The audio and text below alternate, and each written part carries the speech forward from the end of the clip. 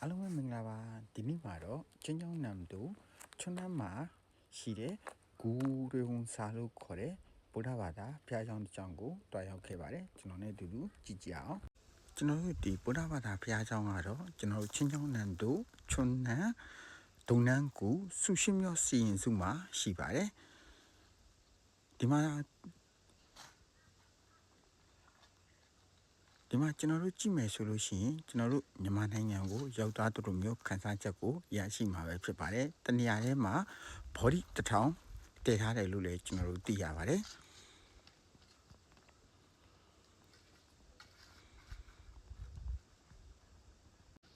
ဒီနေရာလေးကတော့ကျွန်တော်တို့တောင်ပေါ်ကနေကြည့်ရတဲ့မြင်ကွင်းတနေရာပဲဖြစ်ပါတယ်။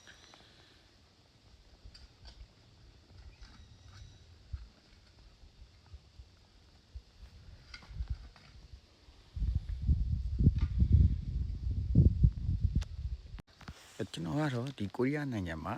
ဗုဒ္ဓရုပ်ပွားတော်တွေကိုအများကြီးတနေရာထဲမှာဖူးတွေ့ရမယ်လို့လုံးဝမထင်တာတော့အမှန်ပါပဲအမှန်တကယ်ပဲရှိပါတယ်ကျွန်တော်တို့နေတဲ့ချင်းချောင်းနမ်တို့ချွန်းနမ်းမြို့မှာပဲဖြစ်ပါတယ်တနိုင်ငံနဲ့တနိုင်ငံဘာသာရေးအယူဆချင်းတော့မတူပေမဲ့ကိုးကွယ်တဲ့ဘာသာကတော့အားလုံးအတူတူပဲယခုလို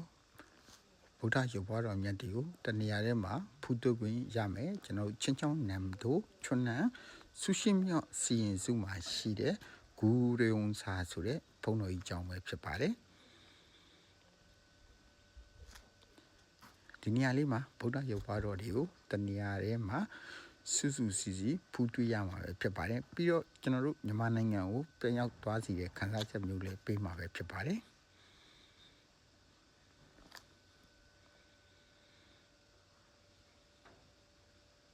အခုလိုမျိုးဖုန်းတော်ကြီးကြောင်းကိုရွှေစည်းတွေပိန်းနေအောင်ခြာထားတာကိုလေမြင်တွေ့ရမှာပဲဖြစ်ပါတယ်ဒီနေရာကတော့ကျွန်တော်တို့ body တစ်ထောင်ရုပ်ပွားတော်တစ်ထောင်လို့ခေါ်သွင်းရမယ့်နေရာတစ်ခုဖြစ်ပါတယ်နေရာတော်တော်များများမှာဗုဒ္ဓရုပ်ပွားတော်တွေကိုအများကြီးဖူးတွေ့ရမှာပဲဖြစ်ပါတယ်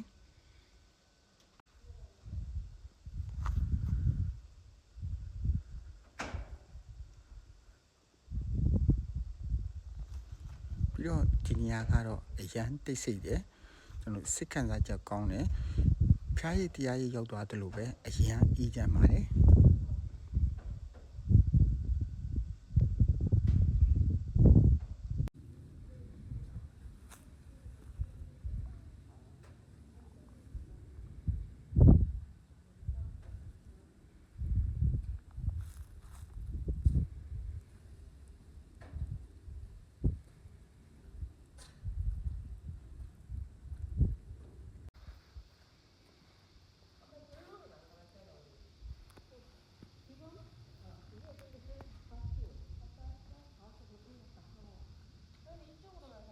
ဖုန်းတော်ကြီးကျောင်းရဲ့အနောက်ဘက်မှာတော့ဒီလိုတိတ်ဆိတ်ငြိမ်သက်တဲ့တောအုပ်ကလေးလိုဖြစ်နေပါတယ်ဟိုးပေါ်မှာမြင်ရတဲ့တောင်ပူစာလေးရကြည့်လို့ချင်းဖုန်းတော်ကြီးကျောင်းတစ်ချောင်းလုံးကိုအပေါ်စီးကနေမြင်တွေ့ရမှာပဲဖြစ်ပါတယ်ကျွန်တော်နဲ့အတူတူသွားကြည့်အောင်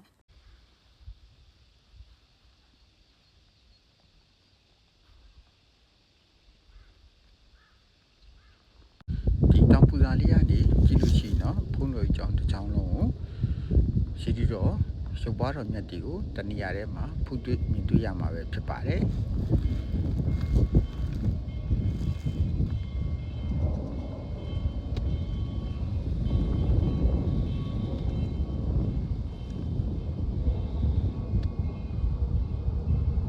ဟိုးတောင်ပေါ်မှာတည်ထားတဲ့ဇီတော်မြတ်တွေပါဝင်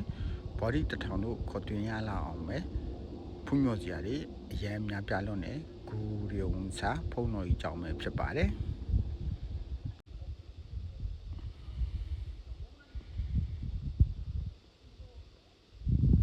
ရန်လှပတဲ့တောတောင်ကြီးမီတဘာဝတွေရဲ့တောင်ဆောင်လေးမှာတိဆောက်ထားတာပဲဖြစ်ပါတယ်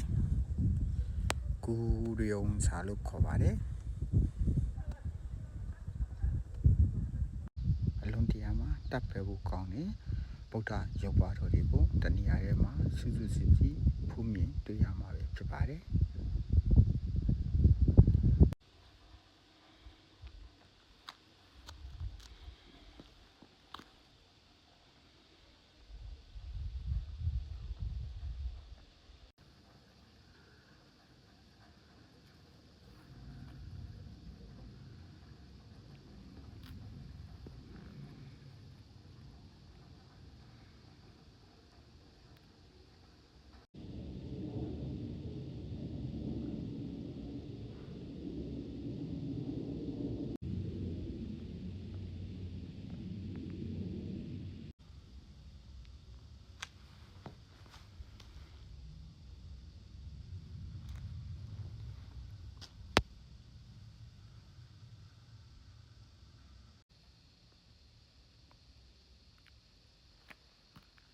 ရှိမှတွေ့ရတာကတော့ဘုန်းတော်ကြီးကြောင့်ပါအခုလိုမျိုးဗုဒ္ဓရုပ်ပွားတော်မြတ်တွေကိုတဏှာထဲမှာ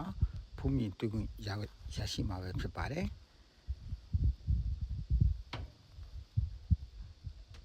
အခုမြင်တွေ့ရတာတော့ဘုန်းတော်ကြီးကြောင့်ပါဘုန်းတော်ကြီးကိုဝင်ရောက်ဖူးမြော်ပြီးတော့လေဆုမွန်ကောင်းတောင်းလို့ရပါတယ်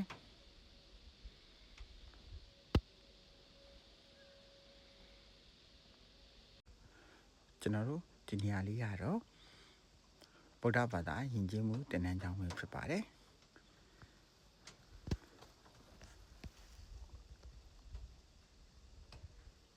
ဟိုးတောင်းပေါ်မှာလည်းရုပ်ပွားတော်မြတ်တွေကိုဖူးမြင်တွေ့ရမှာပဲဖြစ်ပါတယ်